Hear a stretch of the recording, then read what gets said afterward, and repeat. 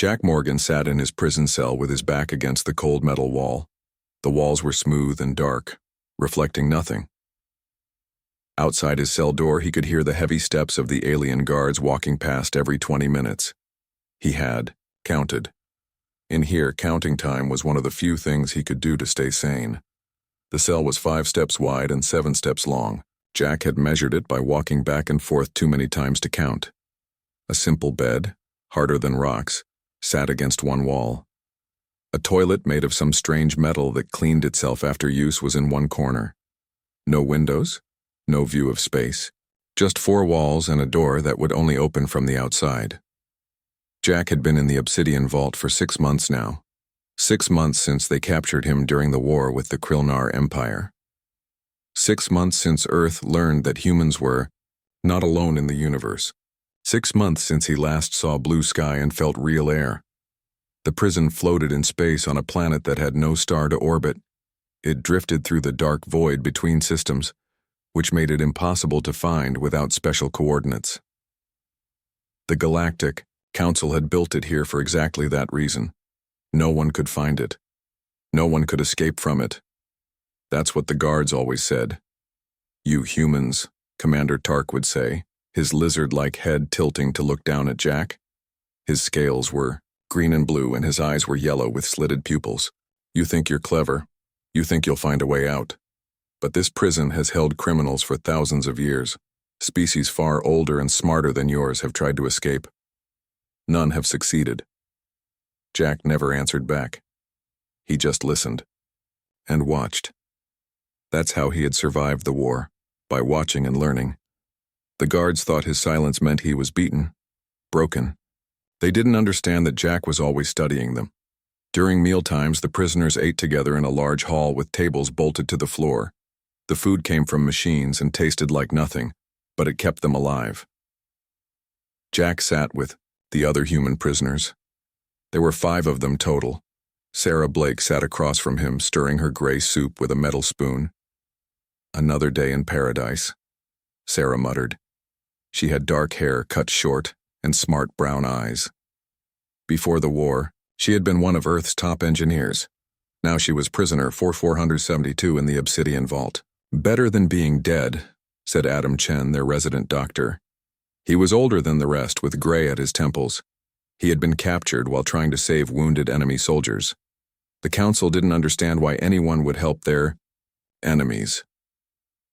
The other alien prisoners kept to themselves. The Zheks looked almost human but could change their shape like clay. The Vornax had huge heads and could read minds if you got too close. Most of them ignored the humans, considering them too primitive to worry about. Jack watched everything. He noticed that the guards changed shifts every 8 hours. He noticed that the security cameras in the corners moved in a pattern, scanning, left to right and back again. He noticed that the air vents were large enough for a person to crawl through, if someone could get the grating off. One day, while scrubbing the floor as part of his work duty, Jack overheard 2 guards talking. They were speaking in Standard Galactic, which all prisoners were forced to learn. "Did you hear about the council meeting?" The first guard, a tall being with 4 arms, asked. "The one about the humans?" replied the second, whose skin looked like living metal. "Yes. They want to know if we should just space them all, save the trouble of keeping them locked up. Nah, they're useful for study. The council scientists want to understand how such a primitive species developed space travel so quickly." "Primitive is right. Look at their escape attempts. Pathetic." The guards laughed and moved on. Jack kept scrubbing, acting like he hadn't heard. But his mind was racing. So some human prisoners had tried to escape, and they had failed. After work duty, Jack returned to his cell. His cellmate was Peter Walsh, a quiet man who had been a ship captain. Peter spent most of his time reading from the digital library the prison provided, basic texts in multiple languages, heavily monitored to prevent any information that could help with escape. "Peter," Jack said carefully. They never knew if the walls were listening. "What happened to the humans who tried to escape?" Peter looked up from his book. "Why do you want to know? Thinking of trying something stupid?" "Just curious." Peter sighed. There were 3 of them. Engineers like Sarah. They thought they could hack the door systems. Took them months to try. Got caught before they even left the block. How? The doors scan for intent. Advanced tech. Reads your brainwaves or something. They knew the moment someone tried to override the system. Jack nodded slowly. Brainwave scanners. That was why simple force wouldn't work. The prison didn't just have physical locks, it had mental ones too. That night, as Peter snored on his bunk, Jack lay awake thinking. Every prison has a weakness, every system has a flaw, he just had to find it. The guards were right about one thing. Humans didn't have the advanced technology that other species did, but humans had something else. They had stubbornness. They had creativity. And Jack Morgan had patience. The next morning, during the exercise hour in the central yard, Jack paid attention to the maintenance droid that cleaned the floors. It was an old model, Unit 47, with scratched silver plating and joints that creaked when it moved. Other prisoners walked around it like furniture. To them, it was just another piece of prison equipment. But Jack watched as it moved. He noticed it needed repairs. Its left arm moved slower than its right. He saw it struggle with some of the floor polisher attachments. Most importantly, he saw that it was ignored. Guards rarely looked at it. Other prisoners treated it like it was invisible. As Jack exercised, doing push-ups and running laps, he thought about that droid. Maybe the key to escaping wasn't in fighting the high-tech security head-on. Maybe it was in using what others overlooked. In finding the spaces between the bars that weren't bars at all. When Commander Tark made his rounds that afternoon, he stopped at Jack's cell. The reptilian guard pressed his face close to the transparent door panel. Still here, human? Still, haven't given up hope? Jack met his yellow eyes steadily. Hope is what makes us human, Commander. Tark laughed, his forked tongue flickering. Hope is what makes fools. This prison has never been breached. The combined knowledge of 12 advanced species designed these security systems. Your primitive minds cannot even comprehend how sophisticated they are. After Tark left, Peter looked at Jack. You shouldn't antagonize him. Makes our lives harder. I wasn't antagonizing, Jack said truthfully. Just stating a fact. That evening, as they waited in line for their meal portions, Jack found himself standing next to a tall prisoner with pale blue skin and antlers growing from her head. She was Karila, once the most feared pirate in the Nexus system. Now she stirred her soup with disinterest. You're the human everyone's watching, she said without looking at him. Am I? The guards talk. They wonder how long before you break, before you stop hoping. Jack considered this. What do you think? Karila's black eyes shifted to him. I think humans are either very foolish or very dangerous. We'll see which soon enough. In the days that followed, Jack continued his observation. He counted the guards, 27 on duty at any time, with 3 shifts. He learned that the prison had been built 500 years ago by the best architects and engineers in the galaxy. He discovered that the quantum barriers around each cell could stop anything, from getting through, even sound if they wanted. But he also learned that the guards were lazy. They relied too much on their technology. They didn't expect clever tricks because they thought their sensors could detect everything. They didn't look for simple solutions to complex problems. 1. Morning, Unit 47. The maintenance droid came to Jack's cell to clean. As it worked, Jack pretended to slip and fall. He knocked into the droid, and its cleaning arm came loose. Malfunction, the droid announced in its monotone voice. Assistance required. The guard on duty barely glanced over. Just finish the cell. Maintenance will fix you later. But Jack was already holding the loose part. I can fix it, he called out. The guard looked annoyed. Fix it quick. No funny business. Jack worked on the droid, using the toolkit the cleaning equipment included. As he tightened bolts and adjusted joints, he asked Unit 47 questions. How long have you worked here? 17 years, 4 months, 12 days. Do you clean the entire facility? Affirmative. All sections except restricted areas Alpha 7 and Beta 3. What routes do you take? Standard cleaning protocol. Pattern Gamma 5. through ventilation systems, engine rooms, guard quarters, all public spaces. The guard wasn't even listening anymore, checking something on his wrist device, but Jack filed away every piece of information the droid gave him. Routes, schedules, areas that existed but weren't on the prisoner maps. When he finished the repair, Unit 47 tilted its head. Repair effective. Thank you, human. Anytime, Unit. As the cleaning droid rolled away to continue its work, Jack realized something important. In a prison designed to hold the galaxy's most dangerous criminals, the builders had forgotten one crucial thing. Not all potential threats came from the prisoners themselves. Sometimes the key to freedom was hidden in plain sight, performing routine maintenance ignored by everyone who should have been paying attention.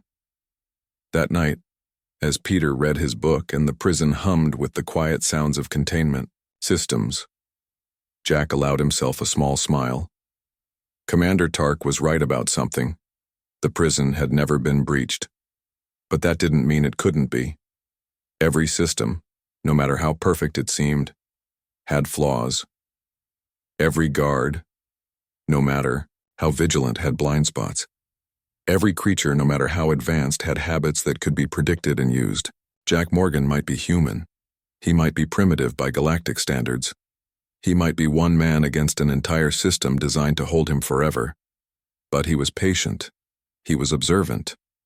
And he had found his first crack in the perfect prison's armor.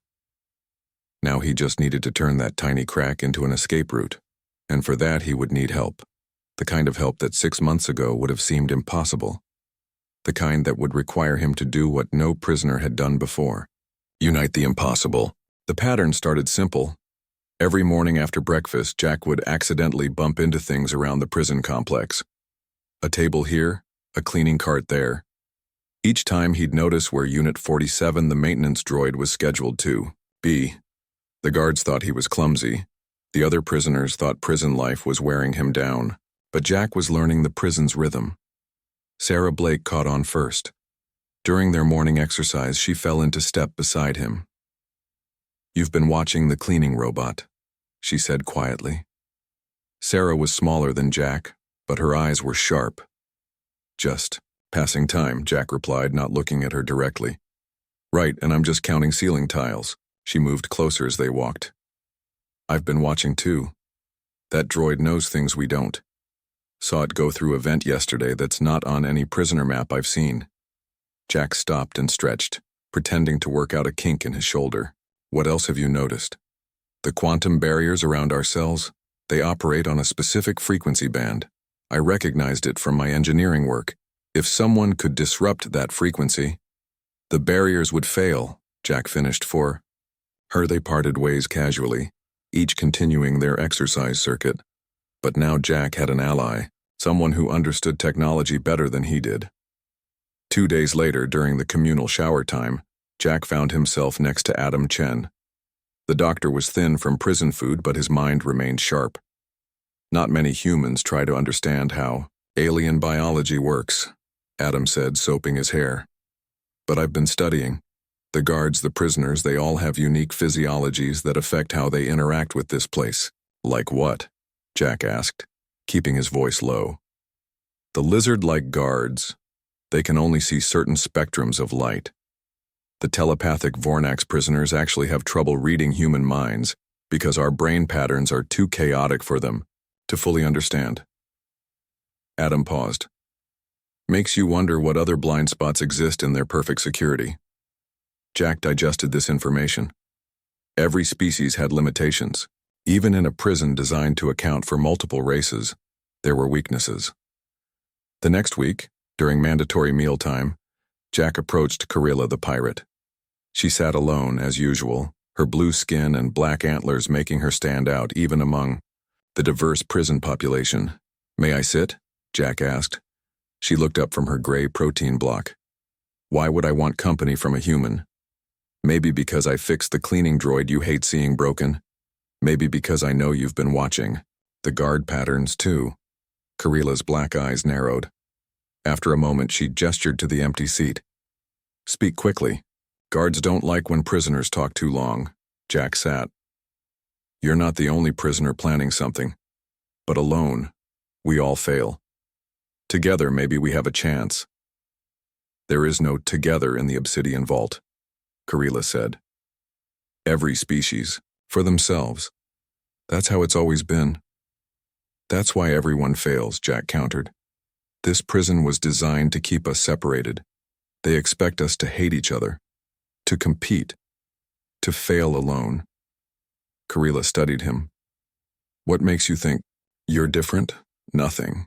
Except I'm willing to try something no one else has. Over the next weeks, more pieces fell into place. Jack learned that the Zhek's shapeshifter, Zoran, was frustrated because his shape-changing abilities were blocked by some field around the cells.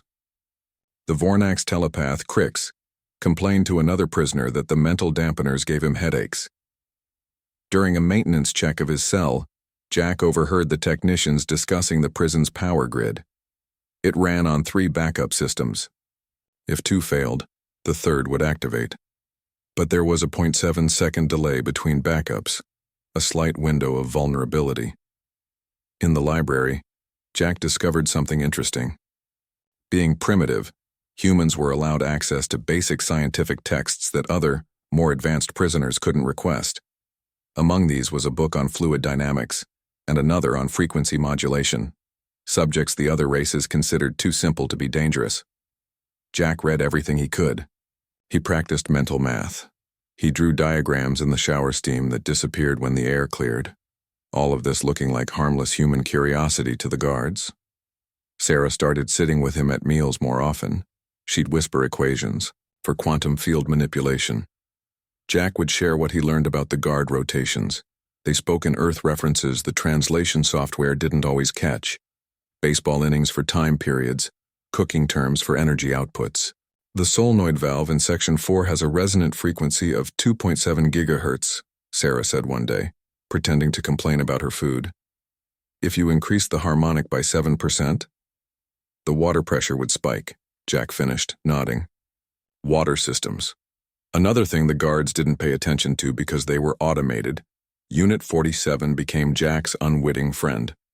Whenever the droid needed help, Jack was there. Each time he asked innocent questions. What maintenance schedules did it follow? What areas required special cleaning protocols?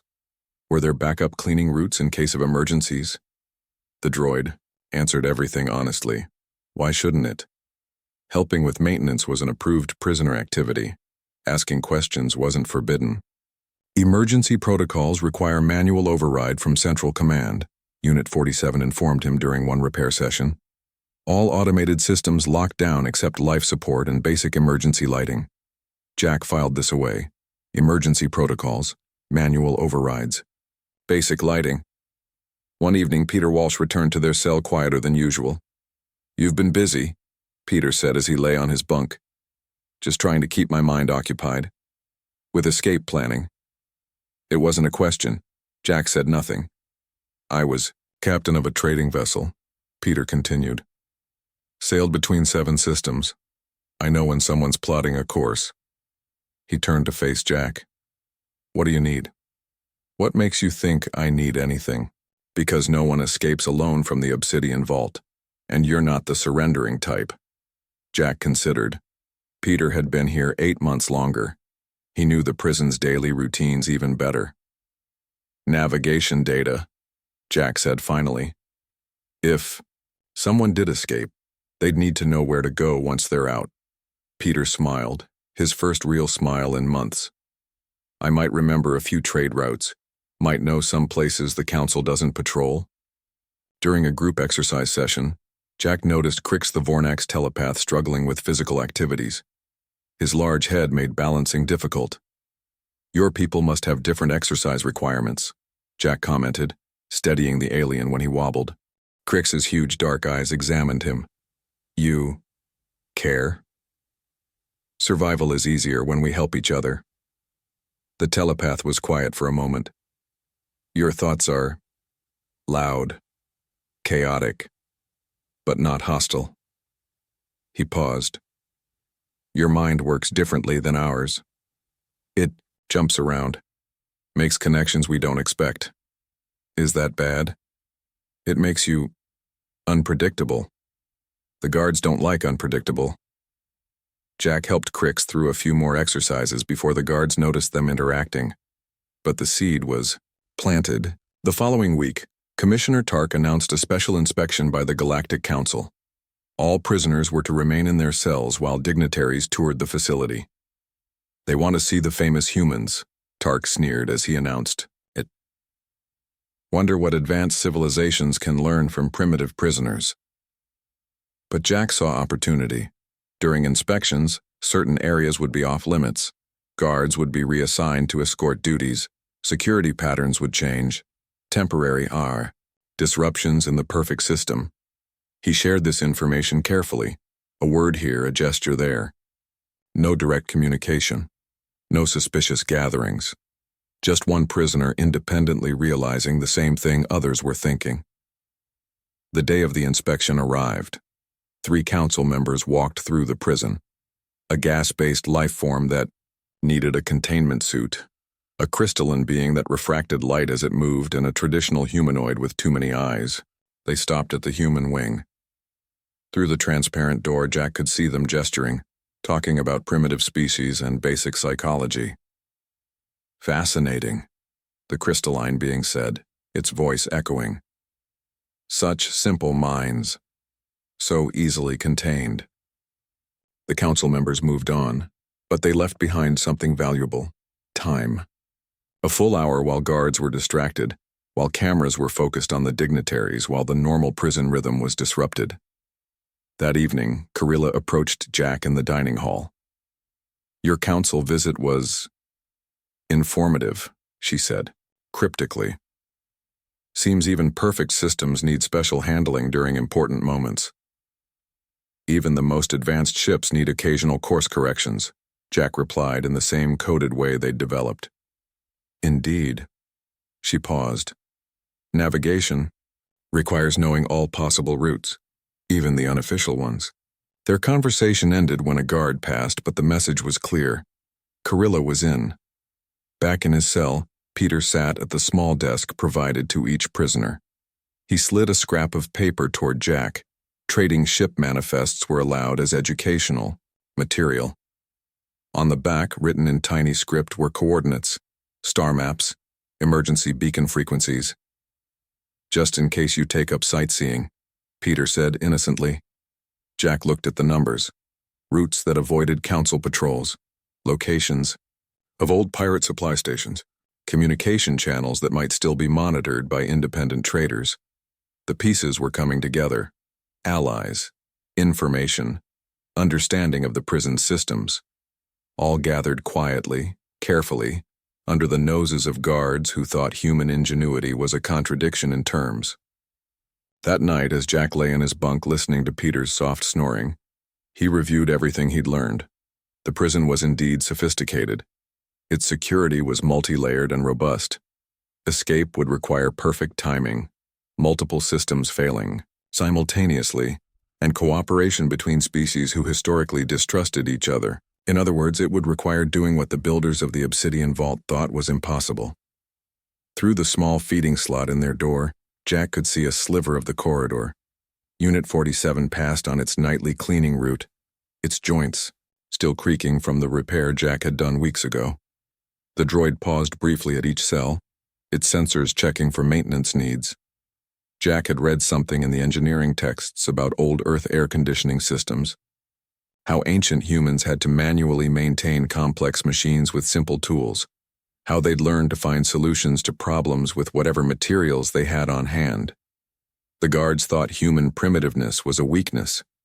They didn't understand that it meant humans had learned to be creative with limitations, to find unexpected solutions, to make do with less. Tomorrow would bring new observations, new opportunities, new pieces of the puzzle that would eventually form an escape route. Because Jack Morgan had learned something important in 6 months of captivity. The perfect prison was perfect only as long as everyone believed in its perfection. Once you stopped believing, once you started seeing it as just another system built by beings with their own limits and blind spots, the impossible started looking merely difficult. And difficult was something humans had always been good at handling. 3 weeks passed since the council inspection. The prison returned to its usual rhythm, but something had changed. Jack could feel it in the careful glances between prisoners, in the way certain inmates now positioned themselves during exercise time, in how even the guards seemed unaware of the silent bonds forming around them. The first real test came during a medical emergency. A 4-armed Keltorian prisoner collapsed in the dining hall, writhing in pain. Guards rushed in, but their medical training was basic, designed more for crowd control than actual healing. Adam Chen stepped forward. "I can help." The lead guard hesitated. Prisoners weren't supposed to assist with medical matters. "Let him," Jack said loudly. "Unless you want to explain to the council why you let a prisoner die because of protocol." While guards debated, Adam was already checking the Keltorians' pulse points, all 4 of them. Sarah grabbed clean cloths from the kitchen. Even Karila moved forward, her height allowing her to see over the crowd. Allergic reaction, Adam diagnosed quickly. To something in the new food supply they delivered yesterday. The protein supplement has higher concentrations of sodium phosphate now, Sarah added, having noticed this herself. The label changed last week. The guards finally let Adam work. Within minutes, the Keltorian was breathing easier. Crisis averted. But something important had happened. Enemies had worked together. Guards had seen it. And the next guard shift heard about it. Later that day, Zoran the Zhek shapeshifter approached Jack during exercise time. The shapeshifter looked human-like now, but his movements were too fluid, too perfect. "Interesting display in the dining hall," Zoran said, his voice like silk over metal. "Just common sense," Jack replied. Common sense would be letting enemies die. Yet here you are, saving them. Zoran circled Jack slowly. "You humans confuse me. In war, you fight without hesitation. Yet in prison, you show mercy. Staying human is the hardest thing to do in here, but it's worth fighting for." Zoran stopped circling. "The Keltorian you saved is from my block. He will remember this." The shapeshifter leaned closer. "So will I." 2 days later, during his cell cleaning, Unit 47 had another malfunction. This time, his databanks were corrupting basic navigation protocols. The guard on duty just rolled his eyes. "Great. Now the stupid thing can't even find the laundry room. Just tell it to skip that section for today." But Jack had been waiting for something like this. He'd been studying the droid schematics in the engineering texts. "Actually, I think I can fix it. Just need to access its maintenance port." The guard looked bored. "Fine, but make it quick." Under the pretense of repairs, Jack connected his hand terminal to Unit 47 systems. He'd been saving this moment. While appearing to work on navigation, he was actually mapping the droid's entire route database, every corridor, every room, every maintenance shaft. "Repair complete," Jack announced after 15 minutes. "Good as new." Unit 47 whirred and tilted its head. "Unusual. Diagnostic shows performance increased by 12%. Just a matter of knowing which connections to clean," Jack said innocently. That evening, Jack shared his finding with Peter using their coded prison language. "The maintenance manual lists some interesting plumbing routes," he mentioned casually. Knowing Peter would understand this meant ventilation shafts. Peter nodded slowly. "Plumbing can be very complex in old buildings, multiple systems interconnecting. Over." The next week, Jack noticed something remarkable happening. Prisoners who usually kept to themselves were now making small gestures of cooperation. The Vornax telepath, Crix, helped translate when a new prisoner arrived who didn't speak standard Galactic. A group of insectoid prisoners shared their table with a lonely newcomer. The guards noticed too. Commander Tark increased patrols. He instituted new rules. No more than 3 prisoners could gather together outside designated times. Medical emergencies required official authorization before assistance. But the seeds were planted. A network existed now, invisible to the guards, but real to those within it. The breakthrough came from an unexpected source. During the 3rd week, a violent storm hit the nearby asteroid field. The prison, hidden as it was, still felt the effects. Power fluctuations rippled through the facility. Emergency lights flickered on and off. Jack was in the library when it happened. Sarah was there too, reading about quantum mechanics. Adam had permission to access medical texts. Coincidence, supposedly. Power surge pattern, Sarah whispered, quickly.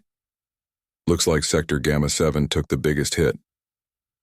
That's near the guard armory, Adam added, checking his mental map of the prison. Jack processed this information rapidly. If enough systems fail at once... The guards default to manual control, Peter finished, appearing with an engineering manual. He'd developed a habit of appearing wherever Jack was lately. Before they could say more, the light stabilized. The moment passed. But knowledge remained. That night, back in his cell, Jack couldn't sleep. He stared at the ceiling, thinking about power systems and emergency protocols, about species working together when the system itself failed, about opportunity, hiding in crisis. Peter stirred in his bunk. You're thinking too loud. Just processing data. Let me guess. Storm protocols, power grid vulnerabilities, emergency response times. Jack turned to face his cellmate. You notice everything. I notice. You're starting to think like an escape artist instead of a soldier. Peter sat up. That's good. Soldiers follow orders. Escape artists create possibilities. The next morning, something unprecedented happened. During the exercise period, a fight broke out between a group of reptilian prisoners and some crystalline inmates. Guards rushed to intervene. In the chaos, Jack saw Zoran subtly helping a fallen reptilian to his feet, a natural enemy, but Zoran moved with practiced ease, as if this was planned. Karilla appeared near the crystalline group, her presence somehow calming them. Even Crix was there, his telepathic abilities dampened, but his mere presence suggesting mental communication was happening. The fight ended quickly. Too quickly for a real fight. The guards restored order, patting themselves on their backs for preventing a full riot. But Jack understood. They'd just run a test. A controlled chaos to see how guards responded, how systems reacted, how coordination could be disguised as coincidence. During lunch that day, as prisoners lined up for food, Jack noticed something else. Species that never mixed were now standing together naturally. Conversations happened across language barriers with others casually translating. Even the guards didn't seem to notice. It looked random enough. Karilla slid into the seat next to Jack. Interesting. Morning, she commented. Very educational, Jack agreed. Educational enough to know certain systems have specific response patterns, and that those patterns can be triggered. They were speaking in riddles, but understanding flowed between them. That afternoon, Unit 47 visited Jack's cell again. This time its manipulator arms were sticking. Not the arms again, Jack sighed dramatically for the guard's benefit. What are you hauling that gets them so dirty?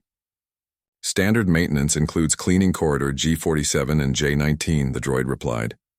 Jack's heart jumped. Those weren't normal corridors. Must be tough to reach. Affirmative. Required crawling through maintenance shaft 7B. Shaft contains backup. Power conduits for central control systems. The guard yawned. Just fix it so we don't have to listen to it squeak all day. Jack fixed the arms, but his mind was elsewhere. Maintenance shaft 7B. Backup power. Central control. Evening came. The prison lights dimmed to night cycle. Jack lay on his bunk, thinking through the day's discoveries. They had allies now. Knowledge of systems, understanding of guard responses. Multiple species working together without the guards realizing it. A small scratching came from the ventilation grate above his cell. Jack looked up. A tiny metal tool dropped through the slats, something from maintenance that had fallen there. Peter was already awake. That shaft connects to the engineering level, but only small beings can crawl through. Or beings who can change shape, Jack realized. Or manipulate their body density, Peter added, thinking of other species' abilities. The next day at exercise time, Jack noticed Zoran casually stretching near the ventilation system. The Jex's body seemed to flow as he moved, testing flexibility that was far beyond human capability. Later, in the dining hall, Jack overheard two guards talking. "Did you hear? Central Command is upgrading our security protocols next month." "About time, though I don't know why. No one's even tried anything in months." The first guard laughed. "What, worried these chatty prisoners might try something? They can barely order food without arguing over who gets what." But sitting nearby, Sarah Blake was drawing patterns in her mashed proteins. To a guard, it looked like boredom. But Jack recognized frequency modulation diagrams. Adam Chen was reading a medical text on atmospheric pressure and its effects on different species' respiratory systems. Karila was carving what appeared to be random marks on the table with her food implement, marks that looked suspiciously like star maps. Throughout the prison, a network hummed invisibly. Information flowed, through gesture and careful conversation. Aliens who spoke 20 languages found ways to communicate without words. Species who had fought wars against each other discovered common ground in shared captivity. And Jack Morgan watched it all, understanding that what the guards saw as improvement in prisoner behavior was actually something far more dangerous: cooperation. As the lights dimmed again for sleep cycle, Jack reviewed their resources. A maintenance droid that held the facility's layout in its memory banks. A shapeshifter who could reach spaces designed only for machines. A telepath whose mental abilities were dampened but not destroyed. A doctor who understood alien biology. An engineer who could manipulate quantum frequencies. A former pirate who knew every trick of every trade. A ship captain who could navigate by memory alone. And himself. A soldier who had learned to see, to observe, to turn small advantages into bigger opportunities. The perfect prison was still perfect, but its perfection now had observers, and observers found patterns, and patterns revealed vulnerabilities. The Council's biggest mistake hadn't been in building a prison that was too secure. It had been in believing that security meant separation. That strength came from division. They had never considered that different species, forced together by circumstance, might discover that their differences weren't weaknesses, they were complementary strengths. In 3 months, Jack had gone from a captured soldier to the center of an impossible alliance.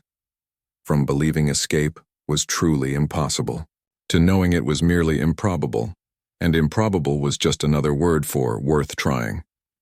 The night of the escape arrived during the new moon cycle, the time when the prison's external lighting reduced to minimum levels. Jack hadn't slept for 32 hours, running through every detail of their plan. Around the facility, other prisoners lay in their bunks, equally awake, equally tense. At 0200 hours, Karila initiated the first step. During guard shift change, she pressed her emergency call button. When the night supervisor arrived, she clutched her chest dramatically. "Heart pain," she gasped in accented standard. "Blue species, different gravity, pressure building." The guard hesitated.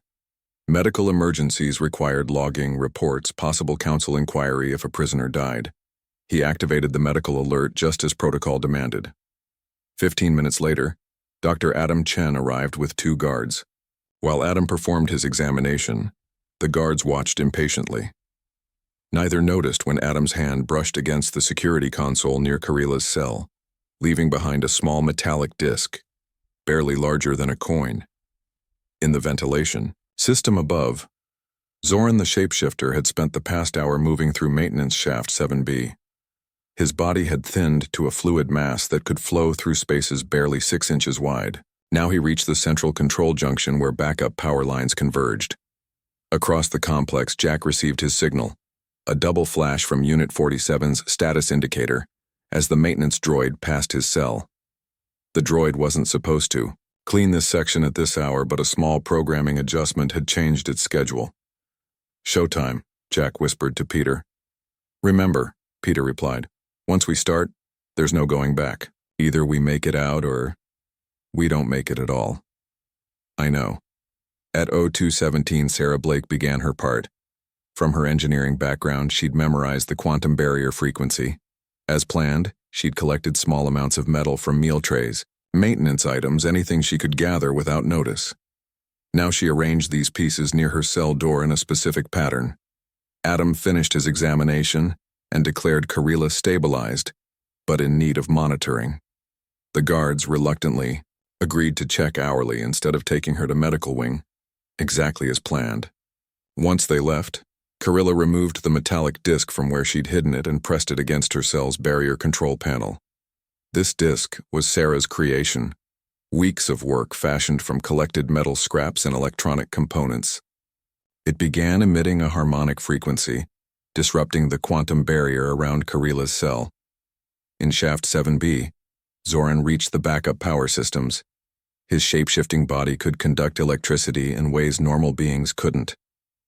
He carefully contacted specific power lines, creating a feedback loop that would trick sensors into thinking everything was normal, while actually drawing more energy than the conduits could handle.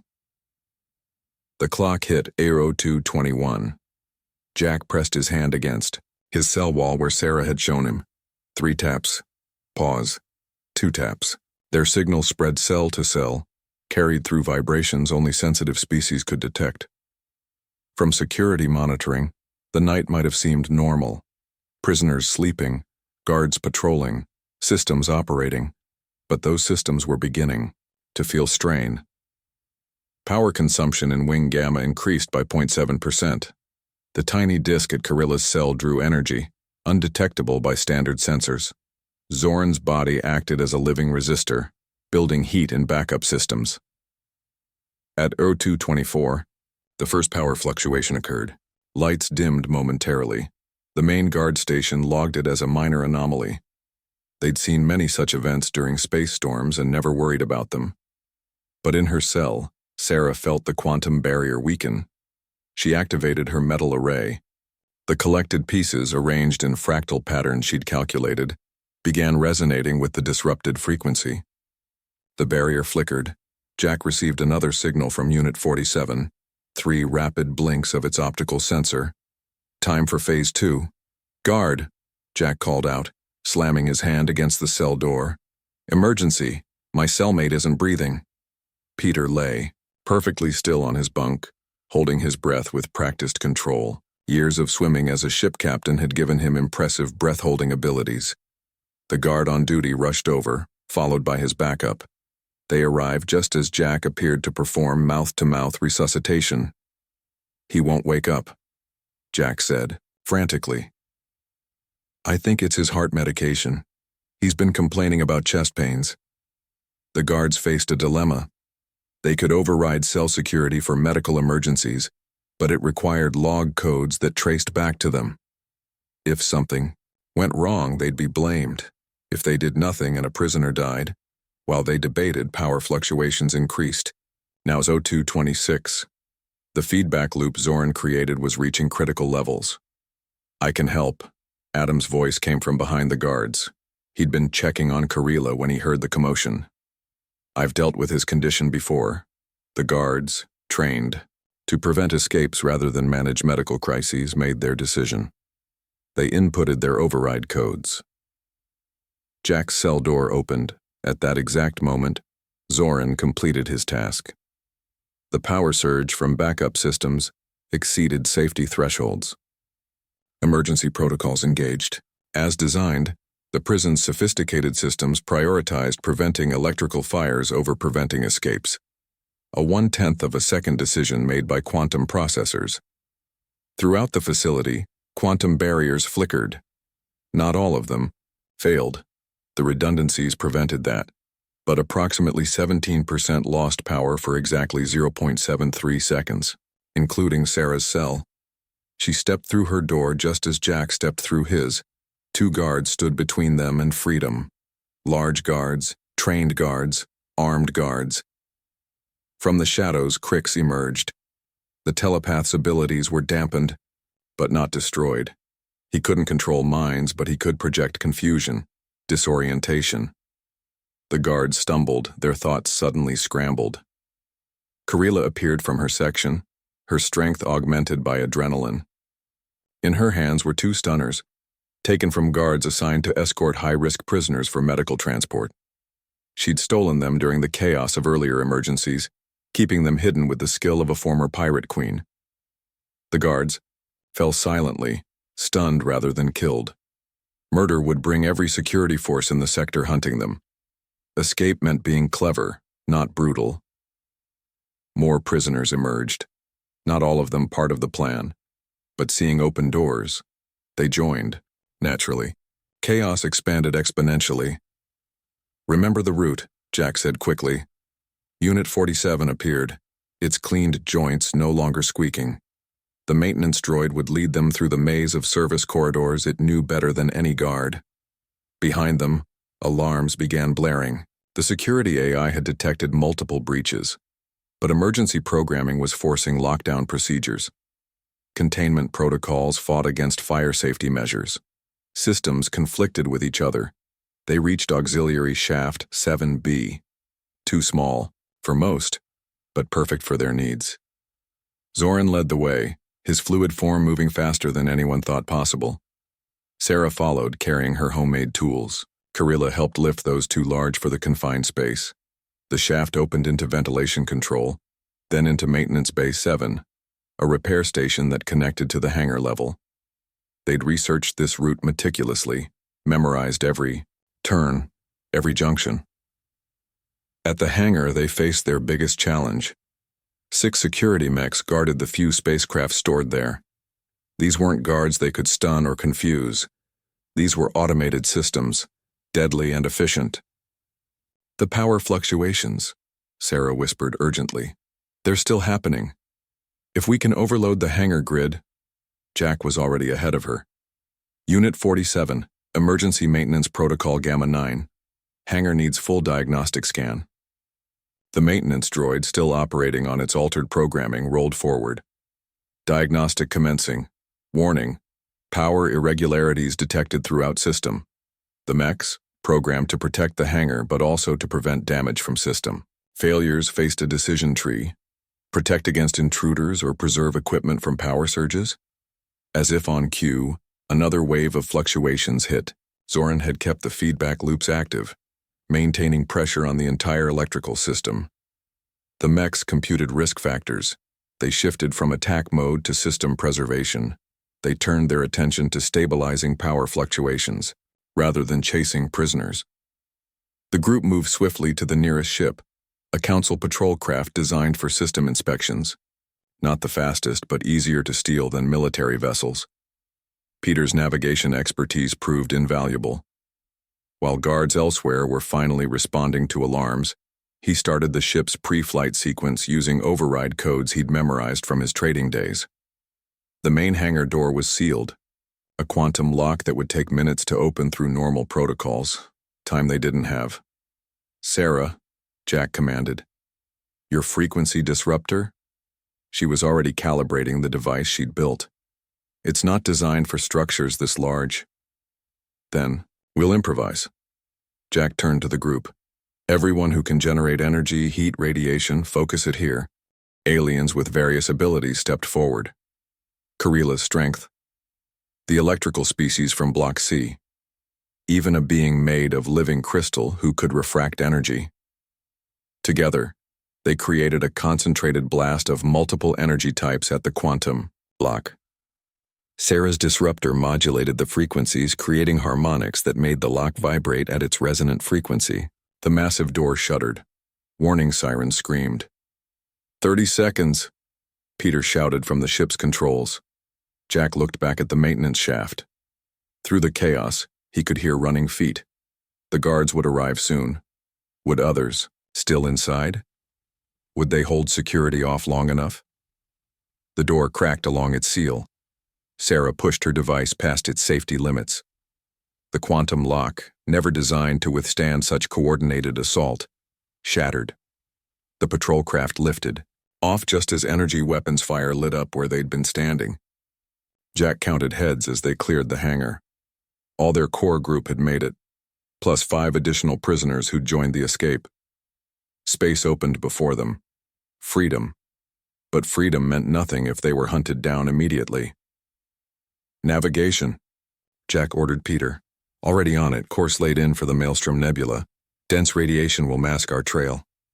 Sarah was working frantically at a console. "I'm broadcasting on emergency frequencies. Distress signals from multiple locations. By the time they sort through which are real, we'll be ghosts, Karila finished. As the patrol craft entered the nebula's outer edge, radiation playing across their shields like aurora lights, Jack allowed himself a moment to process what they'd accomplished. They'd broken out of the Obsidian Vault, the prison that had held criminals for centuries without a single successful escape attempt. They'd done it not through superior technology or overwhelming force, but through cooperation. Through understanding that systems designed to keep species separate were vulnerable to those willing to work together. Through being exactly what the Council said was impossible, different species united in a common purpose. But as he saw the nebula's swirling patterns of gas and energy, Jack knew this was just the beginning. Escape was one thing, survival was another. And somewhere behind them, as alarms raged through the Obsidian Vault, Commander Tark was staring at empty cells and broken systems, forced to report to the Council that the impossible had happened. Humans and their allies had escaped. The stolen patrol craft drifted silently through the Maelstrom Nebula, its hull battered by radiation storms that would melt lesser ships. Inside, the escaped prisoners faced a new problem. They had freedom, but no clear destination. The ship's navigation system flashed error messages, designed for civilized space, not the chaotic heart of a stellar nursery. Navigation computer can't handle these energy readings, Peter reported, frustration obvious. It keeps trying to compensate for gravitational fluctuations that don't match any known patterns. Karila moved to the sensor station, her tall frame bent to study the displays. The Nexus pirates used to navigate by landmarks, visual references. Before computers did everything for us, Jack had an idea. From the prison library, he remembered reading basic astronomy texts. What about stellar cartography, old-style navigation? Peter laughed. A genuine laugh, not the bitter sound of prison. Basic stellar charts? Against a state-of-the-art war machine with quantum positioning? It worked for Earth sailors for thousands of years, Jack countered, even when they couldn't see the stars clearly. Sarah understood immediately. Dead reckoning, using speed, direction, and time to estimate position. The radiation might mess with sensors, but our eyes work fine. Working together, they combined alien knowledge with human techniques. Karila identified key stellar formations. Peter translated these into usable coordinates. Sarah made modifications to the ship's sensors to filter out radiation interference. Jack helped by thinking of ways to triangulate position without relying on technology. Their combined effort created a working navigation system that Galactic Council engineers would scoff at. Too primitive, too unreliable. But it worked. They plotted a course through the nebula, using radiation eddies and gas currents instead of gravitational fields. They weren't the only ones adapting. The 5 other escaped prisoners, including a tentacled creature named Vel and an energy being called Luminos, watched this cross-species cooperation with growing interest. Species that had been enemies were solving problems together. How did you know this would work? Vel asked Jack, his translator unit crackling with static. I didn't, Jack admitted. But when nothing normal works, you try anything. Earth had a saying, when in doubt, paddle. 3 days passed as they navigated through the nebula. Food supplies dropped dangerously low. The ship's toilet systems couldn't properly recycle for the mixed biology of their crew. Climate controls had to be manually adjusted constantly to keep everyone comfortable. During this time, Peter taught navigation to anyone interested. Zoran proved surprisingly good at calculating trajectories using shape-shifted appendages as measuring tools. Crix helped by mapping relative positions telepathically when electronic sensors failed. On the 4th day, they detected pursuit. Council, ships circling the nebula's edge searching for traces of their passage. The radiation that protected them also masked their exhaust signature, but it wouldn't hide them forever. They're doing random pattern sweeps, Karila observed, trying to force us out into clear space where they can lock on. Let them, Adam suggested. We have something they don't expect. What's that? Patience, and the ability to think like prey. Jack understood.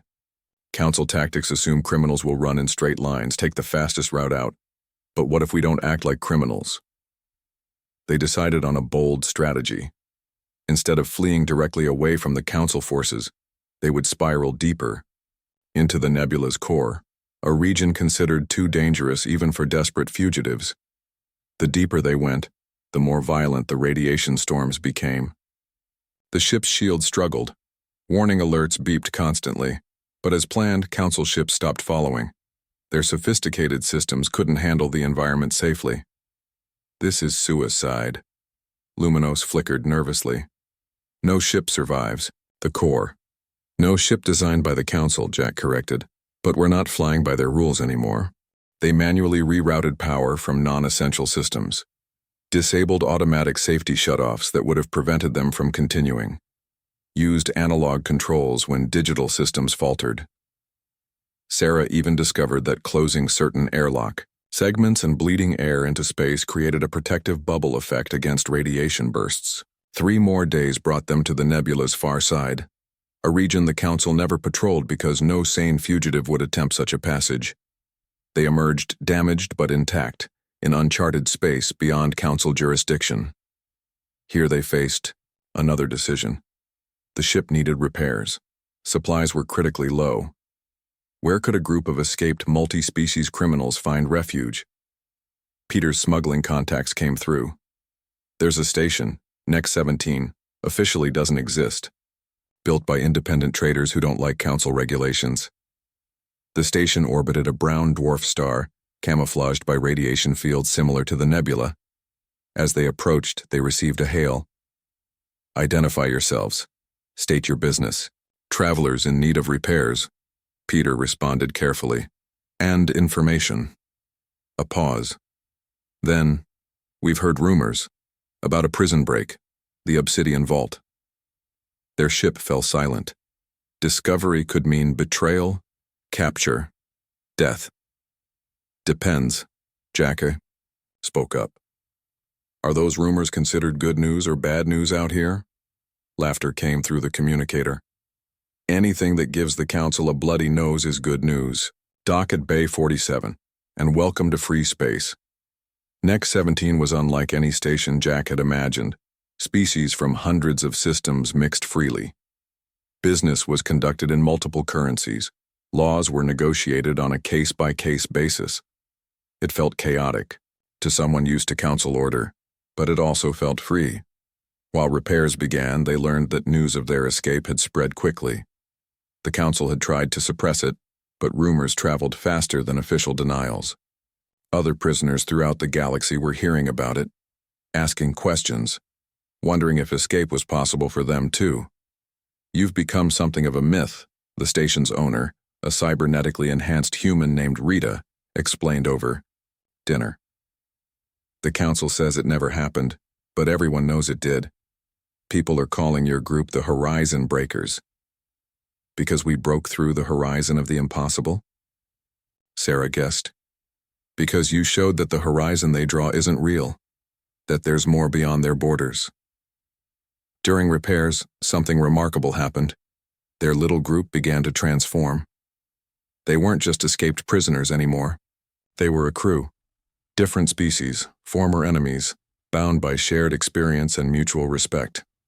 Jack documented everything in the ship's log.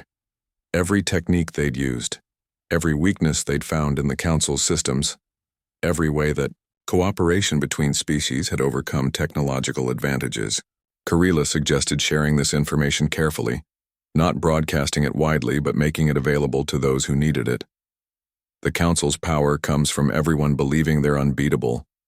Once people realize the truth, things change. Zoran finished. Before leaving Next 17, they made 2 important decisions. First, they would continue as a crew, using their stolen ship to help others escape Council tyranny. Second, they would share their knowledge, not just of how to escape, but of how different species could work together. Their first transmission was sent on an old emergency frequency rarely monitored by the Council. This is Jack Morgan, formerly of Earth Defense Corps, prisoner number 7431 of the Obsidian Vault. We broke out not through superior technology, but through cooperation. The Council's perfect prison had one flaw. It assumed we would remain divided. They were wrong. Escape is possible. Unity is powerful. The human element cannot be contained. Morgan out. The message spread through space, bouncing off relay stations, picked up by independent ships and isolated colonies. Within a month, reports came back. Increased cooperation between prisoners in other council facilities. Guard units requesting more security, citing unusual prisoner behavior. Small acts of defiance becoming coordinated resistance. 1 year after their escape, the Horizon Breakers had become legend. Their ship, now extensively modified with technology from a dozen species, rescued 17 prisoners from a transport ship. These former prisoners joined their crew, continuing the cycle. At a secret meeting of council commissioners, Ambassador Cranks reviewed security reports with growing alarm. 42 facility breaches in the past year, all following similar patterns. Multi-species cooperation, primitive techniques overcoming advanced systems. Commander Tark, demoted after the Obsidian Vault incident, spoke carefully. They've exposed the fundamental flaw in our approach. We designed systems to contain individuals and species. We never considered they might genuinely work together. Recommendations? We must acknowledge that some concepts we consider primitive, adaptability, creative thinking, cross-species cooperation, are not weaknesses. They're strengths we haven't properly understood. But for the Horizon Breakers, the revolution was personal, one rescue at a time. Jack Morgan, once a soldier captured by an empire, now commanded a ship crewed by former enemies who had become family. In the captain's quarters, Jack shared with Sarah, now his partner in more ways than navigation. He reviewed their latest mission, data. Peter walked in without knocking, a habit they'd all developed. Received a transmission. Peter handed over a datapad. From Earth. Jack read it carefully. His homeworld had intercepted his broadcasts. Earth was petitioning the Council for prisoner rights, demanding transparency. Small victories, but victories nonetheless. Think we'll ever go home? Sarah asked, reading over his shoulder. Home isn't a place anymore, Jack realized. It's the people who have your back, who make the impossible possible. From the bridge, Carilla's voice came through the comm. Coordinates received. Another prison transport on Route X7. Want to show them what real pirates can do? Jack smiled, standing up. The Council was right about one thing. Humans are primitive. We believe in simple truths. We trust each other. We never stop trying. And they think that's a weakness? Peter laughed. They did, Jack said, heading to the bridge. We're teaching them different. As the Horizon Breakers prepared for their next mission, their legend grew. Not as criminals, but as proof that the galaxy's greatest prison couldn't hold spirits determined to be free. That sophistication meant nothing without wisdom, that the human element, adaptability, cooperation, determination, was the most advanced technology of all. And somewhere in space, another prisoner looked up at the stars and dared to hope. Because if the Obsidian Vault could be breached, if species that hated each other could unite, if a group of primitives could outmaneuver the Council's best, then nothing was impossible. The legend continued to spread. Escape wasn't just possible, it was inevitable, and the universe would never be the same.